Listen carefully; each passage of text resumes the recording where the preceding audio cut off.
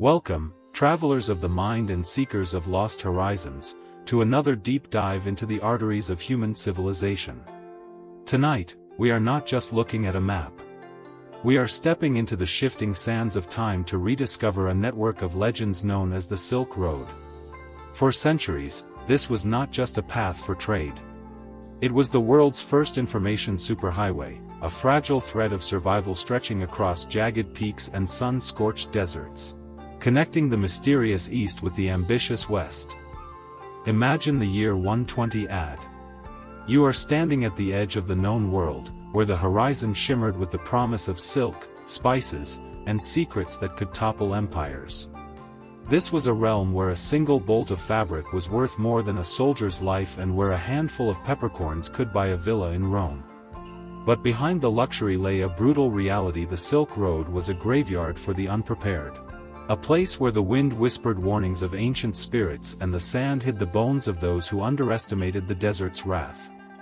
Before we saddle our camels and venture into the heart of the Taklamakan, I have a small favor to ask our growing community of history explorers. If you find wonder in the tales of our ancestors and the hidden machinery of history, please take a moment to hit that like button. It tells the algorithm that curiosity and high-quality storytelling still matter in this digital age. And if you have not joined our caravan yet, hit subscribe and ring the notification bell.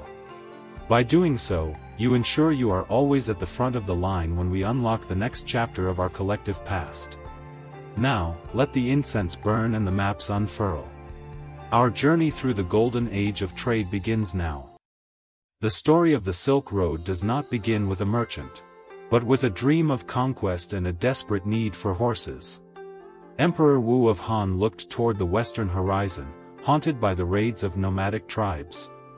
He sent his envoy, Zhang Qian, into the unknown not to find a market, but to find allies and the legendary heavenly horses that allegedly sweated blood and possessed supernatural stamina.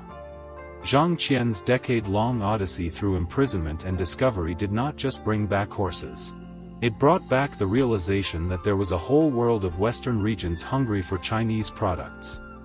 This was the spark that ignited a fire across the continent. To walk the Silk Road was to embrace a paradox of immense wealth and certain danger. The journey typically began in Chang'an, the beating heart of China, where long caravans of Bactrian camels were loaded with the finest silk, delicate porcelain, and scrolls of secret wisdom. These camels were the unsung heroes of history. Their ability to survive weeks without water and navigate the blinding dust of the Gobi Desert made the impossible possible. As the caravan moved west, the lush valleys of the east gave way to the terrifying expanse of the Taklamakan Desert. In the local tongue, its name meant he who goes in, does not come out. Here, the heat reached levels that could melt the resolve of the strongest men. And the silence was so profound that travelers often reported hearing the singing sand's ethereal voices or drumbeats that lured the unwary away from the path to their doom. But the Silk Road was never a single line on a map. It was a living, breathing web of cities. The most jewel-like among them was Samarkand, a city of turquoise domes and bustling bazaars located in modern-day Uzbekistan. Samarkand was the ultimate middleman. In its markets, a Roman centurion's grandson might trade a glass veil for a Persian rug, while a Buddhist monk from India shared tea with a Taoist scholar from the Yangtze River. This was where the world's DNA truly began to mix. It was not just goods being exchanged. It was ideas. The art of papermaking, which would eventually ignite the European Renaissance, was passed from Chinese captives to Arab governors in the wake of the Battle of Talas. Similarly, the spicy aromas of India and the mathematical genius of the Islamic world flowed eastward, forever altering the culture of the Han and Tang dynasties. Yet, we must not romanticize the path too much, for the road was also a vector for the invisible. Along with the silk and gold, the caravans unknowingly carried fleas and bacteria. The same routes that brought prosperity also brought the Black Death, a plague that would eventually reshape the demographic and social landscape of Europe and Asia. Furthermore, the road was a theater of constant tension. To protect the caravans from brigands and nomadic raiders, empires had to build massive fortifications and maintain expensive garrisons. The Great Wall of China itself was extended to protect this vital economic artery. The danger was not only from humans or nature, but from the sheer psychological toll of the journey. Imagine being a merchant who left home at 20, only to return at 40, your face leathered by the sun, speaking 5 languages, and carrying goods from lands your neighbors believed were myths.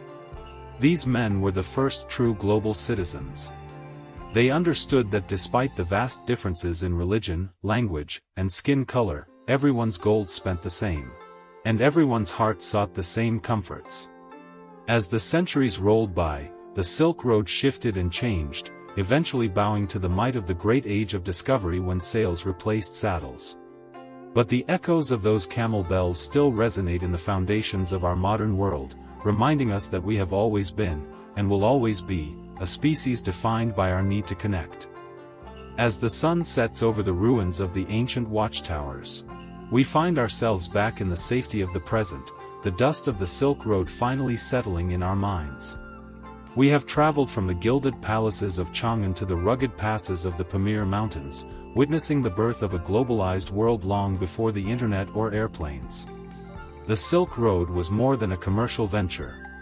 It was a testament to human resilience and our insatiable hunger for the other, the desire to see what lies beyond the next dune and to share our stories with those we do not yet know. In today's world, we often feel more connected than ever, yet we lack the profound, soul-deep exchange that occurred in the caravanserais of old. The Silk Road reminds us that true connection requires effort, risk, and a willingness to be changed by the journey. Whether you are navigating the complexities of your own career or exploring new ideas in your personal life, remember the spirit of the ancient merchants. They did not have GPS or satellite phones. They had the stars, their instincts, and a fundamental trust in the person sitting across the campfire. As you prepare to close your eyes tonight, let the image of a slow-moving caravan guide you into sleep. Imagine the rhythmic swaying of the camels, the soft clinking of their bells, and the vast, starlit sky of the Central Asian steppe. There is a peace in that rhythm, a reminder that the world is vast and full of wonder, and that we are all part of a long, beautiful line of travelers seeking our own version of silk. We are deeply grateful that you chose to spend this time with us, wandering through the corridors of history. Your support allows us to keep these stories alive, ensuring that the voices of the past are never truly silenced. As the world outside grows quiet, take a moment to appreciate the journey you are on.